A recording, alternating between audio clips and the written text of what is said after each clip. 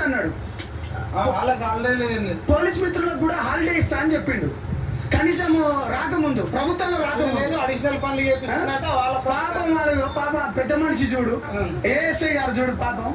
అయితే మొన్నటికి మొన్న బీసీలను విపరీతంగా అనిపించి ఏమన్నాడంటే ఆ బట్టలు ఉతికే జాతోని ఎమ్మెల్యే చేసిన అంటుడు. ఆ బట్టలు ఉతికే జాతోని మళ్ళీ వ్యాపారం జాతోని మినిస్టర్ చేసిన అంటుడు.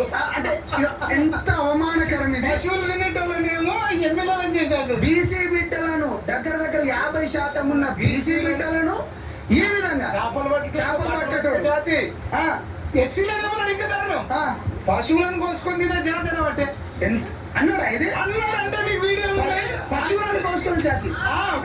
పశువులను తినేటోళ్ళని అన్నాడు. పశువులను తినేటోళ్ళంటే పశువులను కోసుకొని తినేటోళ్ళు అన్నాడు. అంటే నేను ఎందుకు ఇవన్నీ చెప్తున్నట్టా, అందరిని అవమానించిన తర్వాత మా కేసీఆర్ అంటే రేవంత్ రెడ్డి అటావో తెలంగాణ బచావని ఎందుకు తెలుసా?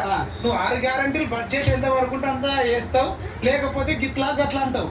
కానీ ఈ అవమానించడం ఏంటి ముఖ్యమంత్రి మనకు అవసరమా? కానీ నేనేమంటున్నా అంటే, ఒక బీసీ బిడ్డలు కాబట్టి, మీరు బీసీ బిడ్డలు కదా, మరి మీకు సిగ్గుందా? నేను నేను డైరెక్ట్ మాకు సిగ్గు లేదు, మా బీసీలకు శరం లేదు, మా బీసీలకు నెత్తురు లేదు, మా బీసీలకు కిడ్నీ లేదు, మా బీసీలకు లివర్ లేదు, నిజంగా బీసీలకు మెదడు లేదు. అందుకే రేవంత్ రెడ్డి అన్ని తిట్టినా మేము మాట్లాడడం. గిల్లించుకుంటాం. వచ్చే ఎలక్షన్ మీరు ఏం చేయాలి? ఆ ఎలక్షన్ లో మాత్రం రేవంత్ రెడ్డి పార్టీకి కర్రు కాల్చి, అంటే సర్పంచ్ ఓట్లు ఇస్తారా? సర్పంచ్లు వేయము, వార్డు మెంబర్లకు వేయము.